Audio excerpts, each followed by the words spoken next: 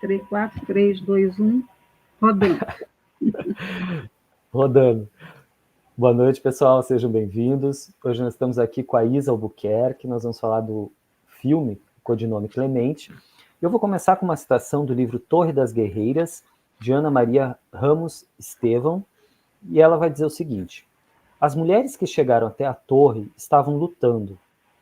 Umas estavam engajadas na luta armada, outras não, mas todas estavam enfrentando a ditadura civil-militar, as injustiças cometidas contra a população brasileira, especialmente sua parcela mais pobre e com menos perspectivas. Então, para a gente falar do filme hoje, codinome Clemente, temos a Isa, e peço que você se apresente, Isa, por favor.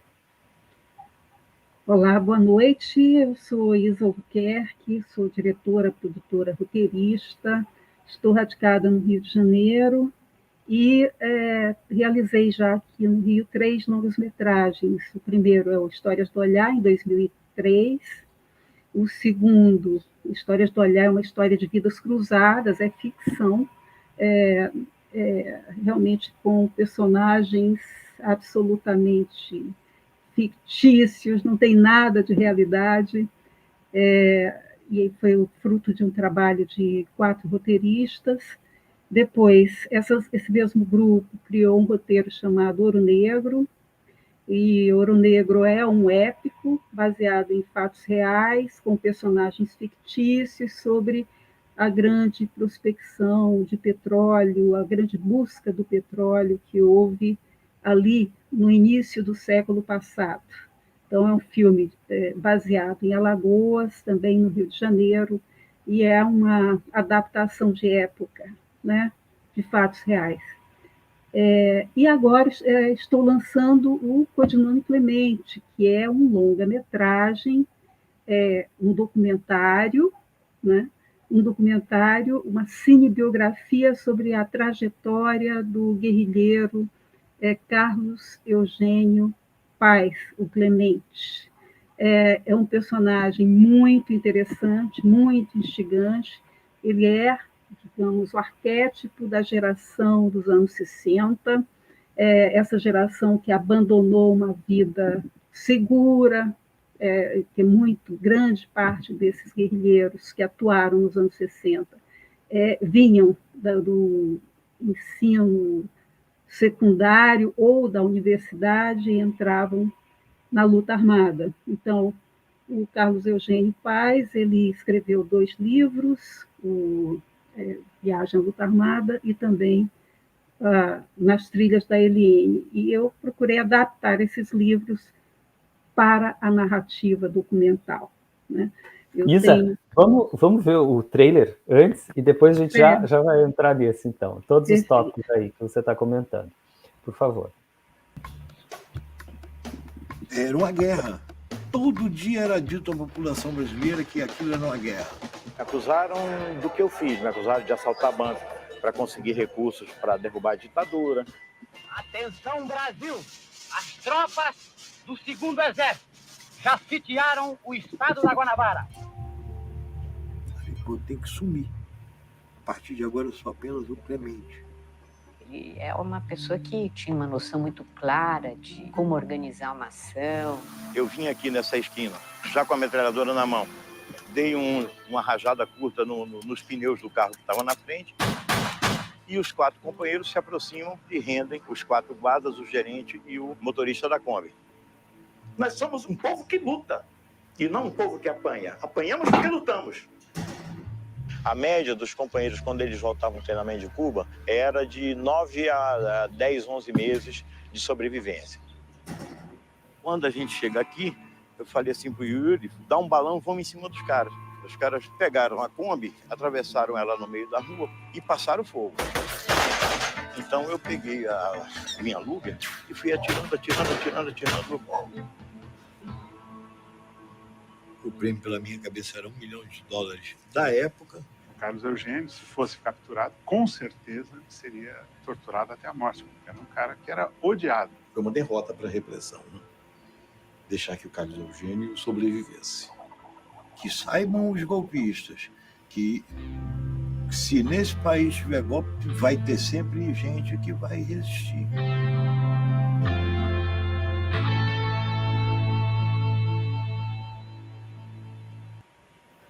Então tá aí, maravilhoso, um filme super, super instigante. E, bom, então vamos agora fazer todo esse trajeto que a gente estava fazendo, né? Eu queria que você falasse um pouquinho mais sobre esses dois filmes, porque você, então, está fazendo uma coisa um pouco mais lírica e parte para o documentário. Conta um pouquinho desses primeiros filmes, as histórias, como que você chegou neles.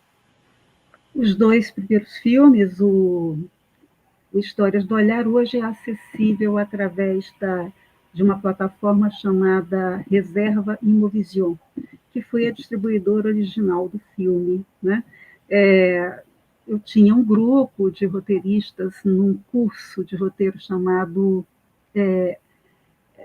um curso de roteiro administrado pelo Luiz Carlos Maciel. Ele era um roteirista-chefe da Rede Globo, aí lá pelos anos 2000 aproximadamente, e nós constituímos esse grupo. Ele passou um tempo nos orientando, e aí, a partir desse grupo, eu montei essas 4 histórias que foram criadas nessas oficinas de roteiro, e criei um roteiro comum, uma narrativa comum a todas essas histórias, que se converteu aí no Histórias do Olhar. Foi um filme que foi premiado na Itália, em um dos festivais italianos. E o certo é que depois entrou em circuito, ainda era um período muito pequeno para o cinema brasileiro, foi um lançamento pequeno também, mas é um filme de ficção, uma história de vidas cruzadas de 4 mulheres, né? O segundo filme também foi criado por esse mesmo grupo, que é o Ouro Negro, né? O Ouro Negro já é baseado na vida de um pioneiro do petróleo, que era tio bisavô de uma das roteiristas, né? E o certo é que essa aventura dele na prospecção do petróleo em Alagoas e tudo, nos motivou a trabalhar esse tema, quer dizer, foi um tema familiar que foi trazido pelo grupo e que depois eu, que já tinha uma empresa de produção, eu me interessei em produzir especificamente este filme. Mas aí você já está indo para a questão mais política também, porque daí tem influências estrangeiras, não? Exatamente. O primeiro filme absolutamente tem a questão da mulher, né? Mas esse discurso está subliminar ali. Foi lançado em 2003, esse primeiro filme, né? Então, a questão... mas são filmes... É um filme baseado em fatias de vida dessas 4 mulheres. Então, não tem essa narrativa muito fechada de começo, meio e fim. É um filme até com um final aberto, né? Então, foi um projeto muito interessante. Eu gostaria de retomar essa experiência de trabalhar com fatias de vida, que eu acho muito inspiradora, né? E tem até um outro projeto já nesse sentido. Já o Ouro Negro, não, é um filme com uma temática política, discutindo essa questão da soberania brasileira, mas tendo uma aventura familiar, né? Tendo uma aventura épica familiar para conduzir essa narrativa e para conduzir essa questão entre o público e o privado, que sempre foi muito confuso na nossa história, de uma forma geral. Então, dentro dessa família, há um personagem que se dedica à gestão pública da pesquisa do petróleo, e um outro que está à frente da prospecção do petróleo, encabeçando a sua empresa privada. Então, em vários momentos, essa questão, há um conflito entre eles dois, né? São 2 irmãos. E o certo é que há também toda uma questão mais romântica permeando o filme, porque há uma mulher triangulando esses 2 irmãos e tudo, enfim. Então, vamos trabalhando fomos trabalhando esse roteiro do ponto de vista mais pessoal e também do ponto de vista mais amplo de como a história internacional veio influenciar a vida do povo brasileiro. Esse filme vai a narrativa até 1937, aproximadamente, até o início dos anos 50, quando, em 54, foi criada a Petrobras, e, portanto, ele é um filme que aborda a pré-história da indústria do petróleo brasileiro, um momento em que essa indústria era ainda aspirada por famílias, era um trabalho que estava tentando ser atingido, pelas famílias, era um objetivo de industrializar o país através de empreendimentos familiares, né? Então, assim, Ele está disponível? Está disponível hoje através do Amazon, da Amazon Prime, pode ser acessado por lá, né? Então, é assim, um filme, são 2 projetos que entraram em circuito, estão nas plataformas e podem ser acessados. E eu procurei trabalhar com uma linguagem, uma narrativa mais coesa, né? Não tão fragmentada como foi Histórias do Olhar, porque era importante que o público percebesse a gravidade do que o país viveu. Realmente foi uma forte pressão internacional pela negação da ocorrência de petróleo no Brasil. Isso foi todo o drama. O problema do filme era conseguir, inclusive, a disponibilidade de uma sonda para prospectar petróleo, e vinham os especialistas e diziam que não havia petróleo no Brasil, que era um investimento absolutamente inócuo e tudo, enfim. Então, os nossos pioneiros, eles viviam esse drama de buscar o apoio, o incentivo, etc., para conseguirem prospectar o petróleo. No final das contas, tivemos a comprovação de que o petróleo brasileiro estava no mar, né? Enfim. Mas é realmente muito interessante. Hoje a gente vive outro drama. Parem de prospectar o petróleo, porque o planeta está acabando.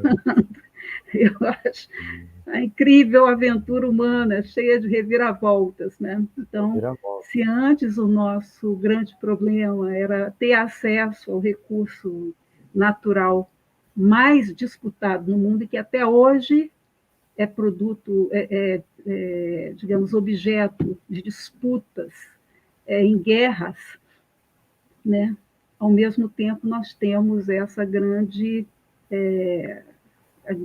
questão, né? De que devemos parar com essa prospecção, porque estamos comprometendo a própria existência da humanidade, lançando tantos poluentes no ar, né?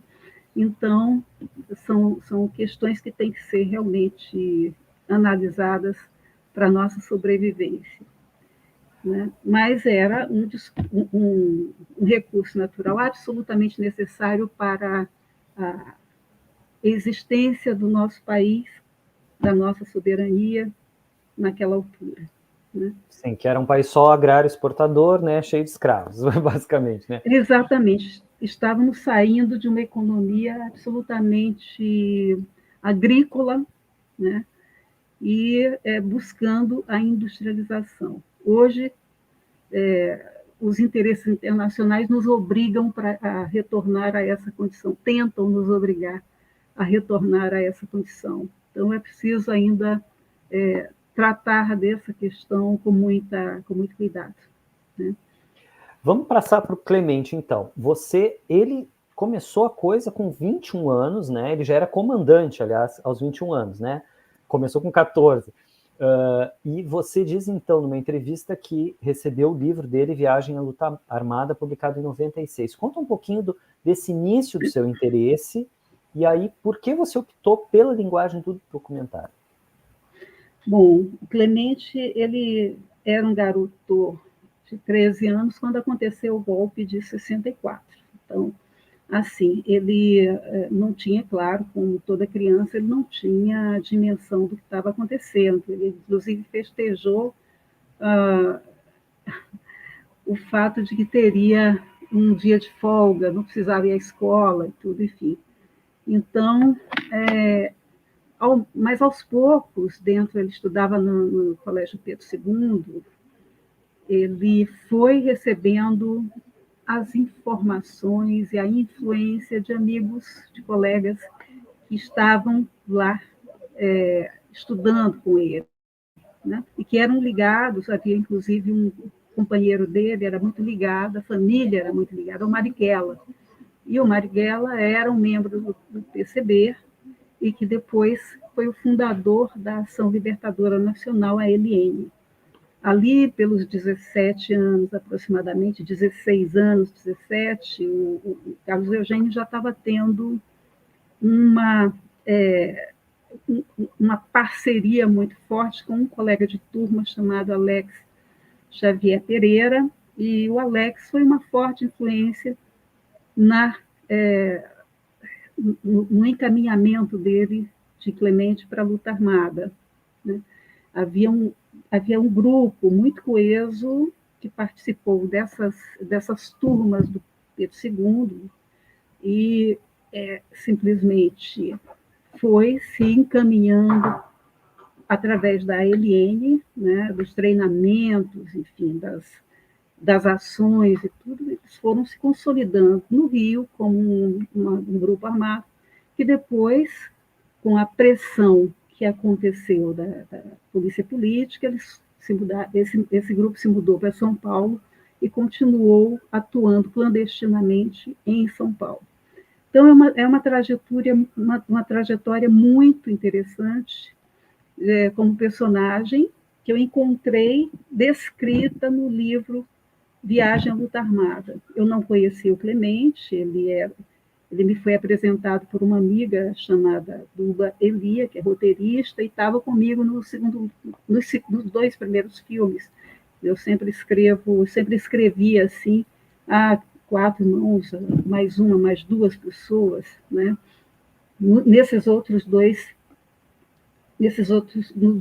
2 filmes. Então, a Duba Elia me apresentou o Clemente, e quando eu li o livro, eu achei que seria uma grande personagem para representar toda uma movimentação de uma época, os anos 60, o golpe militar, toda a Guerra Fria, né, estariam representadas através da história do Clemente. Então, a princípio, nós até imaginamos em fazer um filme de ficção, né?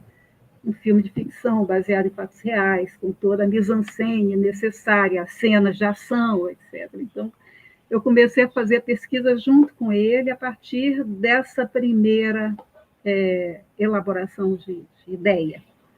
E, nesse período, aí por 2000 aproximadamente, terminando até 2003, terminando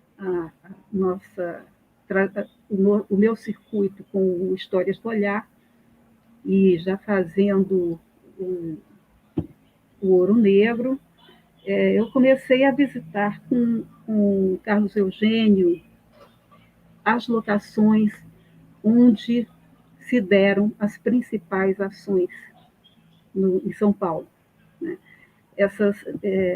Com a produção do Ouro Negro, eu dei uma pausa nesse processo todo e retomamos um pouco mais tarde, depois que o filme Ouro Negro estava lançado. Então, comecei a ir nas locações e fazer esse estudo de ambiente. Pois bem, quando eu comecei a filmar o Carlos Eugênio, com os seus depoimentos, com a sua eloquência, com a sua capacidade descritiva, eu vi que ele era também um bom personagem para descrever a própria história sem a mediação de nenhum ator. Eu não precisava de todo aquele aparato, e o filme certamente teria força, tendo o próprio Carlos Eugênio como narrador da própria história. Então, eu decidi fazer, na narrativa documental, a construção desse filme, né? Então, ele seria o próprio narrador de sua própria história. Para isso, eu precisei me emitir como diretora, procurando abrir muito a lente da câmera, abrir muito a minha percepção para essa realidade que ele estava descrevendo, né? E procurei captar o máximo possível de entrevistas de parceiros que ele foi indicando que corroborassem a sua narrativa. Que as coisas que o Carlos Eugênio... Eu queria te perguntar uma coisinha antes, que é o seguinte, bom, você teve que ter, então, essa abertura, realmente, né? E nos anos 90 tem a teoria do erro, né? Então, teve uma série de filmes que viam a luta armada como, bom, erramos, né? Não foi... E queria que você falasse um pouquinho disso, porque ele é um personagem multifacetado, né? E ele, desde os 14 anos, participou de grupos, né? E, claro, para ele foi essa escolha, depois de estar nos grupos também, né? A escolha se consolidou. Queria que você falasse um pouquinho dessa teoria do erro e de como ele muda essa narrativa, digamos. A questão do erro, a questão do erro foi sendo experimentada, a teoria do erro foi sendo experimentada após a própria luta armada.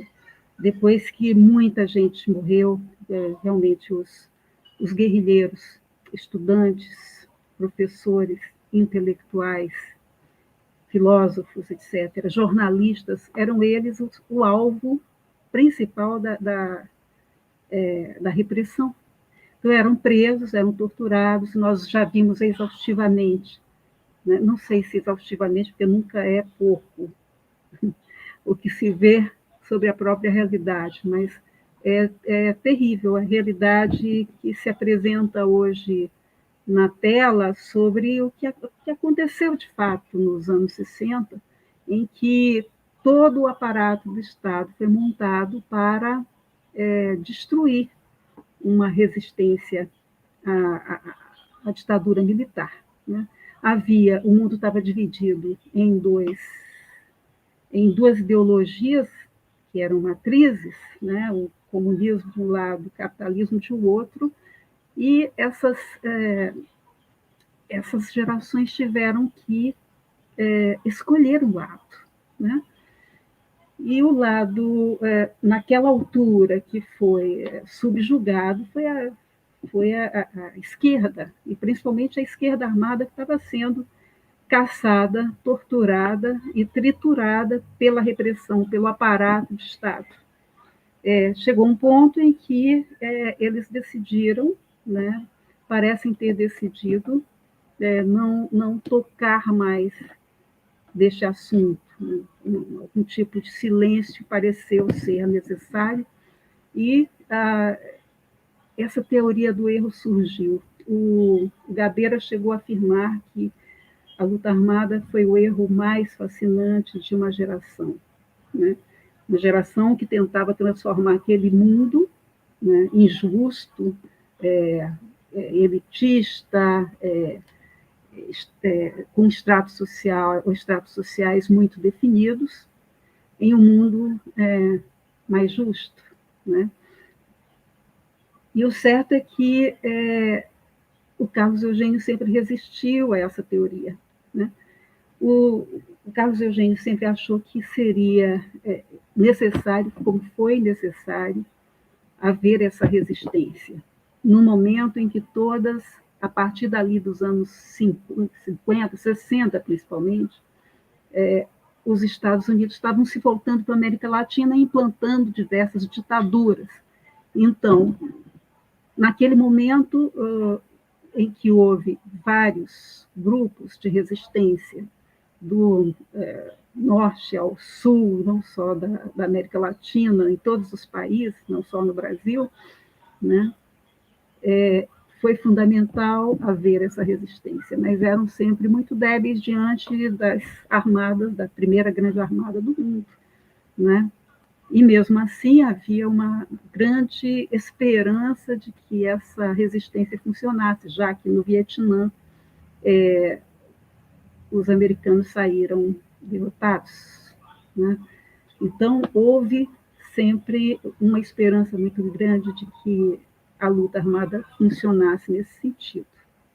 Eram autores, todos eles, de atos extremistas, mas eles tinham seus princípios, por exemplo, não se tortura o adversário, e se subjuga e se extermina em combate. Eles tinham esse tipo de princípio a seguir, a nortear os passos, os atos e tudo. Agora, em termos de cinema, o próprio cinema os primeiros filmes são nessa linha, não? Os primeiros filmes realizados sobre esse... Não, os primeiros filmes brasileiros mostram muito os nossos resistentes sendo, né, nosso pessoal de resistência, sendo capturado e sendo torturado, né? Eu acho que há poucos mostrando guerrilheiros que assumam seus atos, primeiro, seus atos mais controversos, mais polêmicos, e, ao mesmo tempo, não se fragmentando, não negando tudo que fez. O Carlos Eugênio me impressionou, inclusive, por isso, porque, para além de tudo, além de ter se envolvido em tantas atividades, entre aspas, subversivas, ele jamais negou as coisas, as ações que praticou. Ele sempre assumiu, né? E o certo é que, e por ter assumido, ele tinha uma história diversa a contar daquilo que já havia sido montado em outras narrativas, em outros filmes, né? Então, não era mais um filme sobre a tortura sofrida pelos guerrilheiros, sobre as prisões e tudo mais. Então, prisão, calabouço fazem parte desse contexto todo. Carlos Eugênio jamais foi preso, jamais foi torturado. Tinha suas estratégias de conseguir escapar sempre da repressão. Mas a mãe dele que era também uma participante da Ação Libertadora Nacional, ele recrutou a própria mãe, tudo, e ela trabalhava como enfermeira para curar feridos em combate. A mãe dele foi presa e barbaramente torturada durante um mês, né? Então, assim, as irmãs também, há pelo menos uma irmã que foi presa também, torturada, então estava tudo muito próximo a ele, né? Justamente eu queria te perguntar com relação a isso, porque tem essa parte terrível, né, da tortura da mãe, e ao mesmo tempo eu vejo que você busca uma espécie de poético documental ali, em alguns momentos. Você optou pela linguagem do cartoon, da animação. Fala dessas escolhas, por favor. Essas escolhas foram feitas para ilustrar a subjetividade do próprio personagem, né? Quando eu escolho uma personagem, um tema para documentário, eu procuro trabalhar mais esse lado, o que motiva, o que leva uma pessoa a agir, a querer mais alguma coisa, o que a torna um personagem, do que a grande maioria dos seres humanos. Então, o Clemente se encaminhou para uma luta armada com atos extremistas, algo que a grande maioria dos seres humanos não suportaria, né, se envolver. E ele, o que o moveu nesse sentido? O desejo de liberdade, a implantação de um projeto socialista no Brasil, etc. E, no fundo, a noção de justiça social, né? Como conseguir trabalhar a própria concepção de sociedade de uma forma mais justa. Então, quando eu busco, quando eu encontro esse tipo de conteúdo no meu personagem, eu procuro também retratar o seu o seu repertório íntimo, mais íntimo. Eu não queria usar simplesmente imagens que eu não poderia ter, porque imagens praticamente nem existiam, era quase que uma determinação apagar as imagens que fizessem parte de uma possível investigação, eles precisavam tomar esse tipo de... Então, precisava cobrir também narrativas e precisava encontrar imagens que cobrissem bem essa narrativa. Então, a parte mais interessante dessas, mais chamativa nesse sentido, mais atraente, seriam as ações armadas, e como representar as ações armadas somente com cabeças falantes, descrevendo o que era como eram essas ações, aí eu acho que seria pobre, no caso, pobre em termos de recursos visuais. Porque o que eu fiquei pensando é que você fez alguma relação entre o psicodélico da época e essa colagem de várias linguagens, né? Porque nós temos assim, você mostra lugares, você mostra vozes, você mostra entrevistas, e como que foi também esse processo de repente você percebe que você vai ter que ir nos lugares, entrevistar várias pessoas, buscar esse dinheiro, como que foi? Porque você entrevista Luísio Nunes, Franklin Martins, Ivan Seixas. Todos os personagens da luta armada. O próprio Luísio Nunes era motorista dirigia o carro do Marighella, naquela altura, né? Então, e era da ELN também, enfim, foi exilado em Paris também, como Carlos Eugênio foi.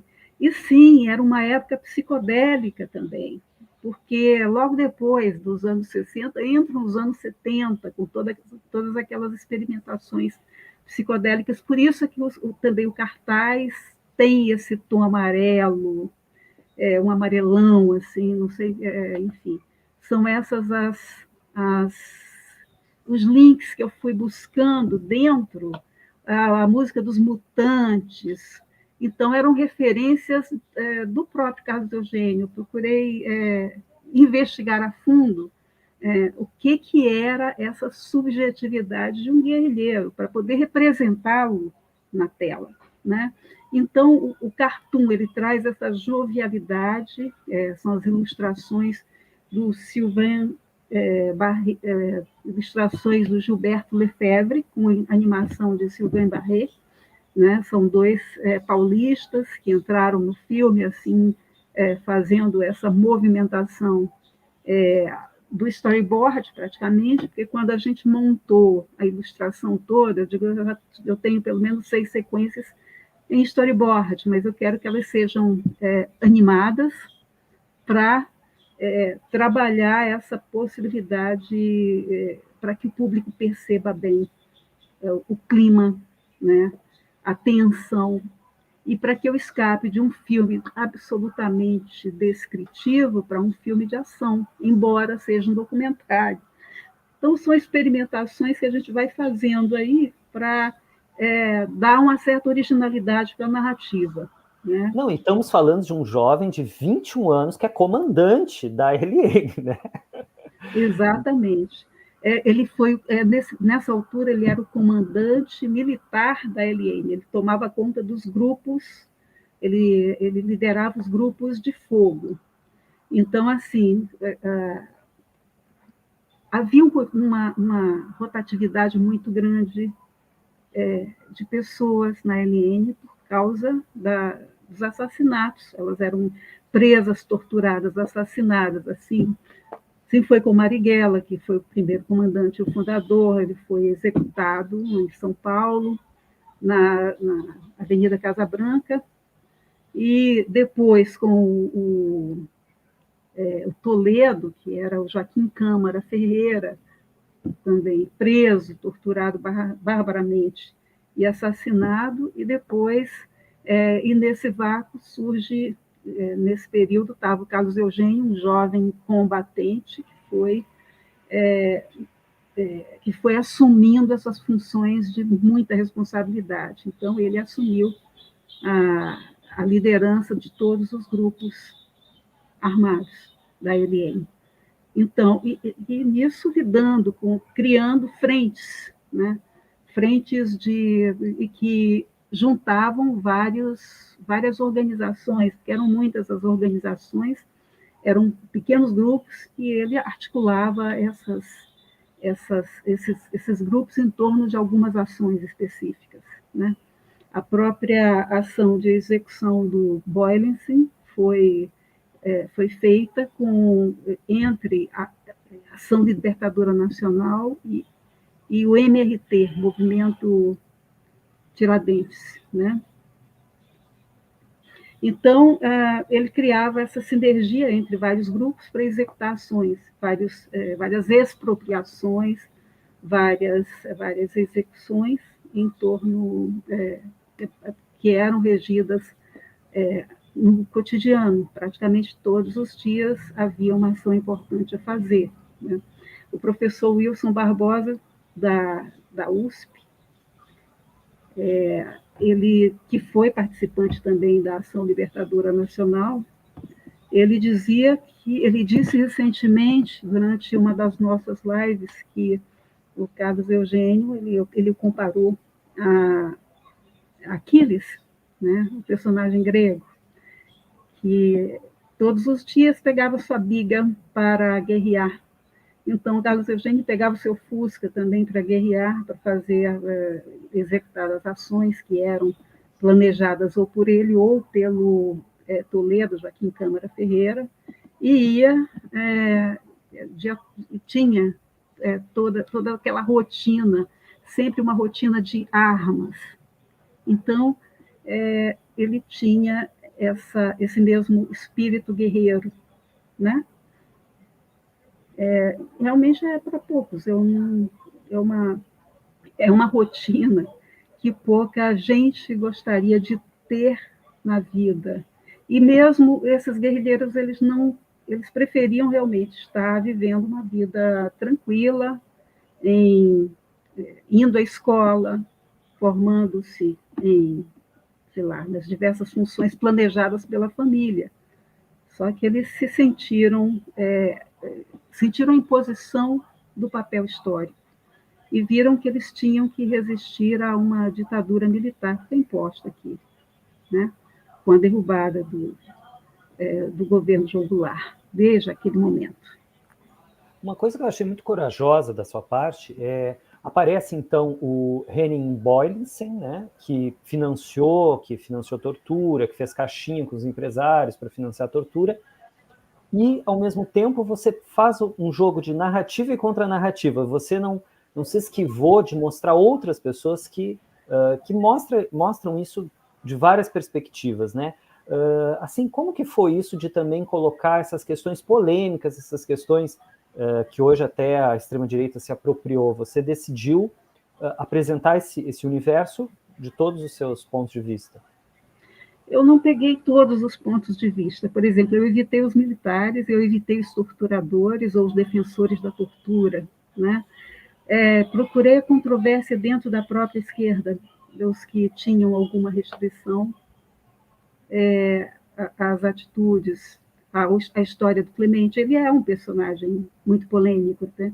Há quem endosse fortemente todos os atos do Clemente e outros que tecem as suas críticas, mesmo dentro da esquerda, né? Então, dentro da própria esquerda, achei que seria interessante ouvir as controvérsias. O certo é que E é isso, um documentário ele não pode simplesmente, por mais que no caso eu admiro a trajetória que o Clemente teve, eu não poderia me envolver com um personagem durante tanto tempo sem uma certa dose de admiração, por exemplo, né? Tanto tempo porque você começou em 2009, não foi isso? Exatamente, muito tempo. Né? E o filme foi finalizado em 2019, não é isso? 2000, exatamente. Então, por quê? Vai ser sempre pelas dificuldades de conseguir o recurso para a elaboração do projeto. Então, era um filme que eu estava fazendo aos poucos, na medida em que o recurso havia, né, que havia o recurso disponível, né? Então, se eu não tivesse alguma, se eu não admiro a trajetória de uma personagem, eu não consigo me envolver com a história dela durante tanto tempo. Então, foi fundamental trazer a controvérsia também, porque não se faz um projeto desses só sem que haja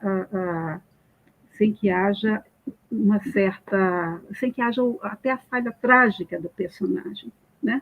Então nós vamos trabalhar, eu vou trabalhando assim. Nesse caso eu escrevi só esse projeto e fui elaborando o roteiro e, enfim, buscando os caminhos do documentário, em parte indicadas pelo Clemente, em parte também com outras pessoas que eu fui encontrando e que entravam nesse jogo narrativo, né?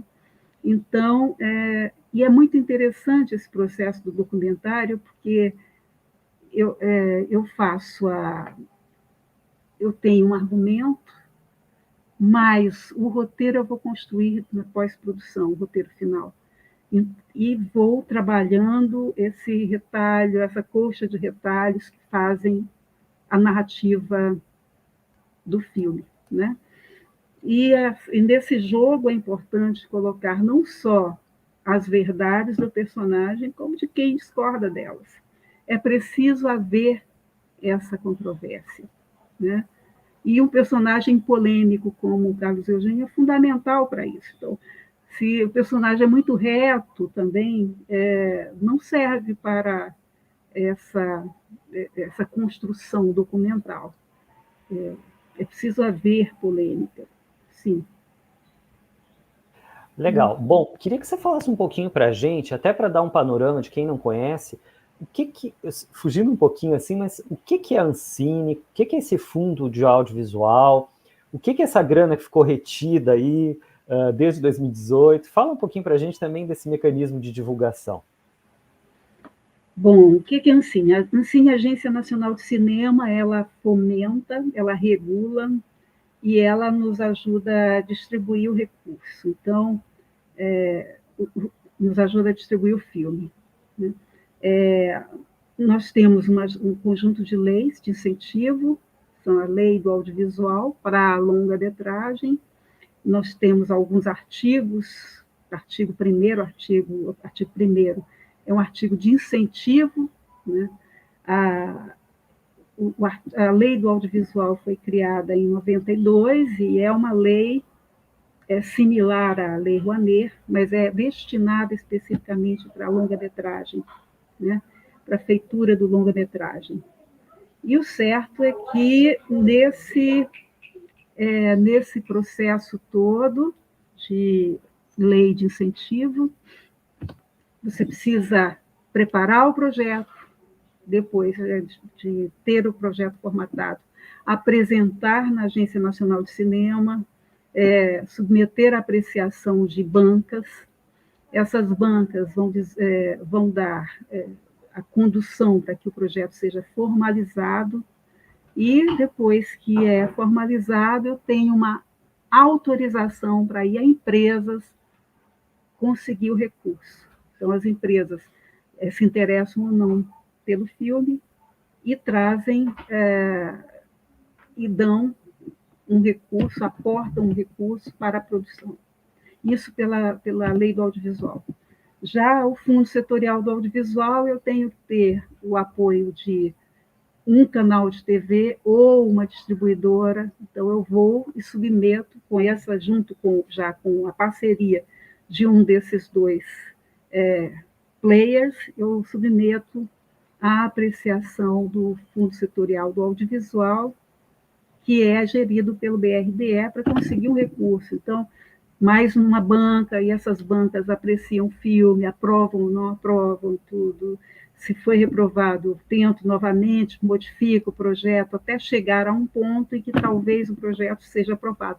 Então, o fator de incerteza nesse processo todo é muito grande no filme, na aprovação e na realização do filme. Ou seja, O levam nosso 5 anos. leva aproximadamente 5 anos. E é um absurdo, porque no final das contas você vê aquele filme contido num DVDzinho no final e levou 5 anos para fazer. É muito tempo e não precisava de todo esse tempo, né? Eu acho que você vai fazendo, vai constituindo o filme em retalhos, assim, a primeira parte, desenvolvimento, e depois submete de novo para produção, não deu para a produção ser completada, então vamos para o edital de complementação. E aí, no final, olha, quando você vê, passaram-se 5, 10 anos em torno de uma produção, e é absurdo, porque devia ser um processo mais rápido, né? Uma seleção que contemplasse o projeto inteiro. Então, é assim, aos poucos, que se vai constituindo um projeto. Depois do filme pronto, no caso do Codinome Clemente, eu submeti o filme a um edital de lançamento. Foi aprovado pelo Diário Oficial, publicado em 2018, com o primeiro corte. O último corte foi complementado em 2019. Aí, depois, começamos a fazer a trajetória de festivais, o filme foi contemplado como um dos melhores documentários, segundo a Associação Brasileira de Críticos de Cinema, né? E também participou de festivais em Los Angeles, em Paris. Em Paris, eu ainda consegui levar o Carlos Eugênio Paes, ele já estava bastante debilitado, com a saúde muito fraca, mas ele conseguiu assistir, tendo em volta os amigos com que ele conviveu nos anos 70, ele viveu 8 anos lá em Paris, né? E ele pôde assistir ao filme, finalmente, né? Nesse ambiente acolhedor, com esses amigos com quem ele conviveu em Paris. E depois, de algum tempo, 2019 mesmo, cerca de 3 meses depois, ele faleceu, vítima de câncer, né? Enfim, foi muito dramático perder o Carlos Eugênio justamente quando estávamos começando a trajetória do filme, por festivais. E então, para além de tudo, nós continuamos com a trajetória do filme. Tínhamos uma campanha de lançamento por universidades por toda a Europa, já toda marcada, quando sobreveio a pandemia. Então, assim, o recurso que foi aprovado lá em 2018, entrou o bolsonarismo no poder e tudo, e todas as linhas de financiamento foram suspensas. Aí não entrou a pandemia, todos os festivais foram suspensos, mas foi um revés que atingiu todas as produtoras de uma forma geral. A gente não pode ignorar que viveu esse período tão duro em termos de políticas, não só de políticas culturais, de uma forma geral, o país foi desmontado. E aí, com essa retomada das políticas públicas, né, que vem acontecendo este ano, nossa esperança é de que até 2024 haja um reaquecimento da produção. Mas nós estamos em reconstrução nesse momento. E reconstruir é muito mais difícil do que construir, né? É muito fácil destruir, como foi feito assim durante esses 4 anos, e agora nós estamos tentando reparar o prejuízo. Enfim. Então você ainda não teve um lançamento oficial, vamos dizer assim, mas ele está disponível para quem quiser assistir. Ele está disponível em 3 plataformas: na TIM TV, na Oi TV e na Claro TV, né? Então, o filme já está disponível nessas plataformas. É importante destacar realmente essas plataformas, porque é o espaço nas janelas disponíveis nesse momento. E, enquanto isso, eu estou fazendo planejamento para fazer o lançamento em salas. Então, o lançamento em salas acaba sendo uma espécie de vitrine para que o filme possa ser melhor contemplado, né? Então, é mais ou menos assim. Eu sou muito grata neste filme a grandes diretores que foram parceiros nessa produção, como o Silvio Darim, que me ajudou muito com imagens de arquivo, né? O próprio Chaim Liteves, que realizou o Cidadão Boylenssen, também fez de uma generosidade extrema, então algumas imagens que ele tinha em seu acervo, ele me cedeu, então foram coisas assim, foram parcerias absolutamente graciosas, no final das contas. São sessões que foram feitas, né, que foram realmente fundamentais para que o filme alcançasse o nível de informação, de ilustração que era necessário, né? Destaco também esse trabalho do Guilherme Lefebvre como ilustrador, Gilberto, do Sylvain Barré como animador, Gilberto Lefebvre e o Sylvain Barré, né? E também do David Tigel, da Flávia Ventura, que conseguiram constituir um universo sonoro muito próximo dos anos 60, mas com uma trilha original. E agradeço imensamente também ao Chico Buarque e ao Rui Guerra, que entenderam que esse era um projeto pequeno e que permitiram a um valor simbólico a utilização do fado tropical, tocado por uma amiga do Clemente, ex-esposa do Clemente em Paris, né? E que deu toda aquela poética ali na sala de estar de uma casa, quando fomos até Paris nas primeiras viagens, em 2009. E aquelas imagens dos anos 70 bastante, né? Exatamente. Então, aquelas imagens ainda são minhas, assim, eu fiz a câmera, tratei com a luz e tudo, enfim. Ali era equipe de uma mulher só. No final fica maravilhoso com o som, né? Eles falando em francês e tal, fica muito, muito bom. Isa, parabéns, um filme belíssimo. Quem quiser fazer perguntas, deixa aqui nos comentários abaixo, com certeza a Isa vai responder. Agradeço muitíssimo a você, Isa, agradeço a Maria Cláudia Badan também, que vai estar na próxima, né? Quando nós vamos fazer a parte 2. E sucesso aí com o filme. Muito obrigada pela oportunidade de falar sobre o Codinome Clemente nesse ambiente aqui, com essa possibilidade de explicar tão detidamente sobre o filme, sobre o processo de produção todo. Muito obrigada. Muito obrigado, Isa. Parabéns, viu? E todos que estão assistindo, um grande abraço. Deixem seus comentários aqui abaixo. Um beijo, muito obrigado. Valeu, Isa.